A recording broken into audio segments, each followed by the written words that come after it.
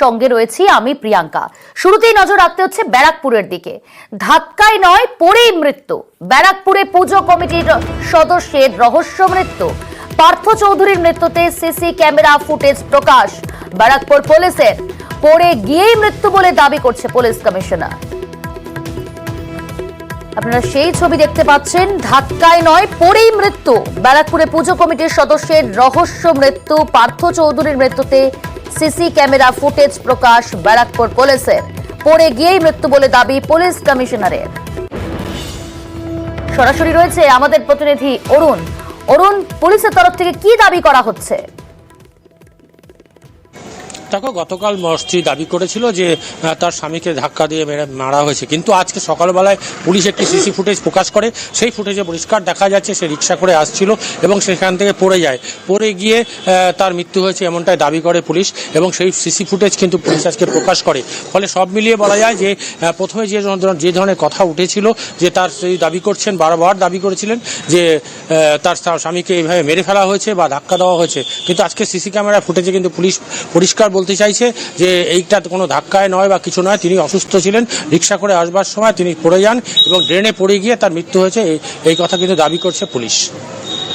বেশ, এদিকে গতকাল ব্যারাকপুরের একটি পুজো কমিটির মৃত্যু ঘিরেই অভিযোগ ওঠে। পার্থ চৌধুরীর মৃত্যুতে কাউন্সিলরকে কাঠগড়ায় তোলে মৃতের পরিবার।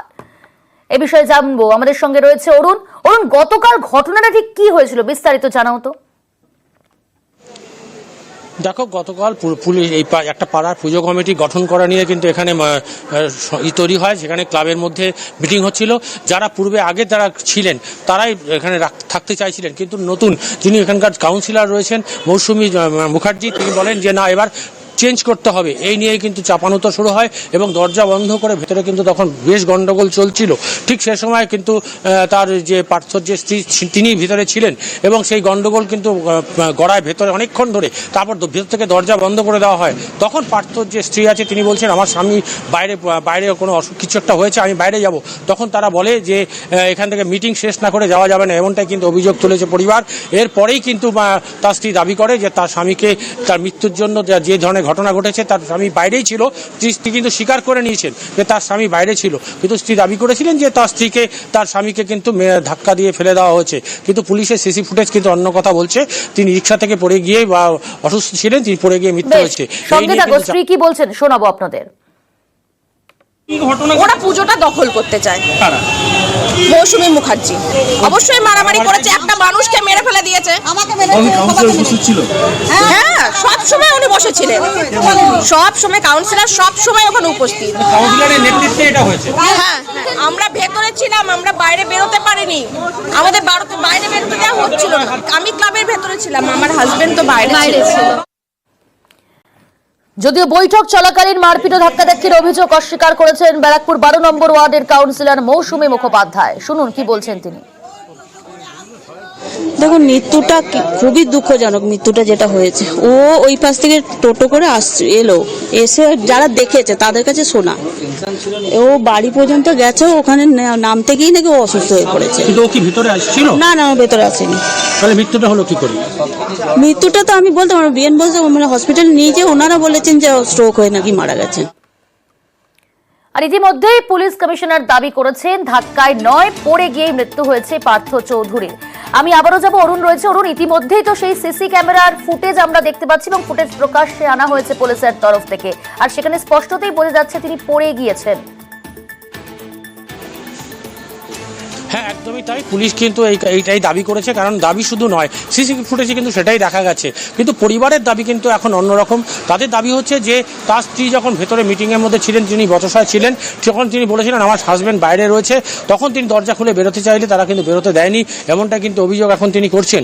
তার স্বামী অসুস্থ ছিল আগে, কিন্তু এই ধরনের পড়ে গিয়ে যে পুলিশ আজকে যে সিসি ফুটেজটা পেশ করেছে, সেই সিসি ক্যামেরা ফুটেজে কিন্তু পরিষ্কার দেখা যাচ্ছে যে তিনি রিক্সা থেকেই পড়ে গিয়ে তার মৃত্যু হয়েছে ব্যারাকপুর বিএন বসু হসপিটালে এই ঘটনা যে চাপানুতন তৈরি হয়েছিল পুলিশের সঙ্গে, পুলিশ কিন্তু গতকাল রাত্রিবেলা সারা রাত এলাকায় যত সিসি ক্যামেরার ফুটেজ ছিল সমস্ত সংগ্রহ করে এবং সেই ফুটেজ দেখেই কিন্তু তারা আজকে দাবি করে যে পুলিশের পক্ষ থেকে দাবি করা হয় যে সম্পূর্ণ এটা তার একটা মানে অপ্রত্যয়কর ঘটনা। সে নিছকভাবে তার রিক্সা করে আসছিল, তখন সে রিক্সা থেকে নাম দিয়ে গিয়ে একেবারে তার বাড়ির দরজায় তিনি রিক্সা থেকে নাম দিয়ে কিন্তু পড়ে যান এবং ড্রেনের মধ্যে পা আটকে গিয়ে তিনি কিন্তু তার মৃত্যু হয় বলেই পুলিশের দাবি করা হচ্ছে। কিন্তু পরিবার থেকে কিন্তু এখনও তারা অনড় যে তারা ভেতরে ছিল, তার যদি বাইরে বেরোতে পারত, তার স্বামী কী হয়েছে বা ধাক্কা দিয়েছে কিনা সেটা তারা জানে না, কারণ সবাই তখন প্রচণ্ড লোক, কিছু লোক বাইরে ছিল, কিছু লোক ভেতরে ছিল।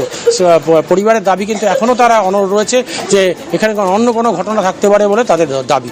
এখন পোস্টমর্টম রিপোর্ট আসলে পরেই পরিষ্কার জানা যাবে কি হয়েছিল। অনেক ধন্যবাদ। জামুরিয়া দিকে নজর রাখি, সেখানে শাসক দলের নেতার বিরুদ্ধে তোলাবাজির অভিযোগ। ইএসএল এর বরাদপ্রাপ্ত সংস্থার কাছে তোলাবাজির অভিযোগ। পঞ্চায়েত সমিতির পূর্ত কর্মাধ্যক্ষ উদীপ সিং এর বিরুদ্ধে এই থানায় ইতিমধ্যে নালিশ। ইসিএল এর বরাদপ্রাপ্ত সংস্থার কাছে তোলাবাজির অভিযোগ। জামুরিয়া শাসক দলের নেতার বিরুদ্ধে তোলাবাজির অভিযোগ। ইসিএল এর কাছ থেকেই এই তোলাবাজির অভিযোগ। দীপক রয়েছে আমাদের সঙ্গে। দীপক, ইসিএল এর বরাদপ্রাপ্ত সংস্থার কাছে তোলাবাজির অভিযোগ ওই শাসক দলের নেতার বিরুদ্ধে, ঠিক কি অভিযোগ? দেখো, একেবারে যে অভিযোগ উঠেছে জামুরিয়ার পঞ্চায়েত সমিতির কর্মাধ্যক্ষ উদীপ সিং এর বিরুদ্ধে কি লরি পিছু 5,000 টাকা দাবি করা হচ্ছে। কারণ কি, ইসিএল এখন যে নিজস্ব কয়লা খাদান রয়েছে, যেখান থেকে মাটি তুলে পড়ে কয়লা উত্তোলন করার পর যে খালি জায়গা থেকে যাচ্ছে সেইখানে কৃত্রিম ভাবে বালু তৈরি করা হচ্ছে। অর্থাৎ যে মাটি খনন করা হচ্ছে কয়লা খনি তৈরি করার জন্য, তাতে যে পাথর বেরোচ্ছে সেই পাথর থেকে বালু তৈরি করা হচ্ছে এবং সেই খনি ভরাট করা হচ্ছে সেই বালু দিয়ে। সেই বালু সংস্থা যে বরাদ পেয়েছে, যে সংস্থা, তার কাছেই এই দাবি করা হয়েছে, এমনটাই অভিযোগ। লরি পিছু 5,000 টাকা দিতে হবে, না হলে কাজ করতে দেওয়া হবে না তাদের। এই নিয়ে পরে গত 29-এ আমরা তারিখ দেখেছিলাম কি জামুরিয়া থানায় সেই বরাদ পাওয়া সংস্থা লিখিত অভিযোগ দায়ের করে পঞ্চায়েত সমিতির কর্মাধ্যক্ষ উদীপ সিং এর বিরুদ্ধে এবং তারপরে পুলিশ ব্যবস্থা গ্রহণ করে। কিন্তু যেভাবে উদীপ সিং এর দাপট এলাকায় রয়েছে, সেই ক্ষেত্রে সেই সংস্থা, বেসরকারি সংস্থা কাজ করতে ভয় পাচ্ছে। গত কয়েকদিন ধরে কাজ বন্ধ রয়েছে, সেই বেসরকারি সংস্থা কাজ করতে পারছে না। তার লরির চালকরা আতঙ্কে রয়েছে। কারণ হচ্ছে অভিযোগ এমনটাই অভিযোগ করেছে বেসরকারি সংস্থা কি উদীপ সিং এবং তার দলবল নাকি লরির চালককেও মারধর করেছে। তাই কিন্তু মারধর করে গাড়ি পিছু 5,000 টাকা করে নিয়েছে, এমনটাই দাবি করা হয়েছে। বেশ, আপনাদের শোনাবো। ইতিমধ্যে এই থানায় অভিযোগ দায়ের করেছে বেসরকারি সংস্থার কর্ণধার অসীম চক্রবর্তী। তার বক্তব্য, ওনার সাথে ব্যক্তিগত কথা বললাম যে দাদা আপনি কেন এটা বন্ধ করছেন, এটা লিগেলি, এটা সেন্ট্রাল গভর্নমেন্টের মাল, এটা কোনো কেমিক্যাল নয়। তখন উনি বললেন যে পার ট্রাক তোমাকে 5,000 টাকা করে লাগবে, তোমার কোম্পানিকে বলে দাও, তবে গাড়ি চলবে, গাড়ি চলবে। আমিও তো মামলা করবো। উদীপ সিং এর ভয়ে আমার প্ল্যান্টের কোনো ড্রাইভার আসছে না, কেউ কাজ করতে চাইছে না। মিথ্যে মামলায় ফাঁসানোর পাল্টা অভিযোগ পঞ্চায়েত কর্তার। ছাই একটা কোম্পানি কেমিক্যাল ডাস্ট, যেটা নিয়ে খুবই মানুষের অসুবিধা হয়েছিল, তার আমরা প্রতিবাদ করেছিলাম। আমার যদি কোথাও ভুল হয়ে থাকে তাহলে আমার দল শাস্তি দেখ, আমার উপর মামলা হোক, আমি মেনে নেব। কিন্তু যদি আমি কোনো অপরাধ না করে থাকি, আমাকে ধরিয়ে ধমকি দেওয়া হয়, আমাকে যদি চমকায়, আমাকে যদি ভয় দেখানো হয়, আর ভয় করনে वाला আমি ছিল না। অভিযুক্তর পাশে দাঁড়িয়ে এই তৃণমূল কংগ্রেসকে খোঁচা জিতেন্দ্র তিওয়ারির। তৃণমূল কংগ্রেসে এটা চলবে। তৃণমূল কংগ্রেসে যদি স্বাধীনভাবে কেউ বলার চেষ্টা করে, অন্যায়ের প্রতিবাদ করে, তার বিরুদ্ধে মামলা হবে। এবার ওকে সিদ্ধান্ত নিতে হবে যে সে অন্যায় বরদাস্ত করে আবার চুপচাপ তাদের সঙ্গে মাথা নিচু করে থাকবে, না এখন যে কথা বলেছে সে সাহস দেখাতে পারবে যে না ঠিক আছে, যাই হয়ে যাক না কেন আমি অন্যায়ের সঙ্গে আপোষ করব না। এটা তো ওকে ব্যক্তিগত সিদ্ধান্ত নিতে হবে। এদিকে ঘটনা খতিয়ে দেখে ব্যবস্থার আশ্বাস তৃণমূল বিধায়ক হরিরাম সিং এর। ঠিক আছে, উনি বলেছেন, তো আমি তো বলছি কি আমি ইনকোয়ারি করবো, জমুরিয়া ওসির সঙ্গে কথা করবো কি ব্যাপার আছে।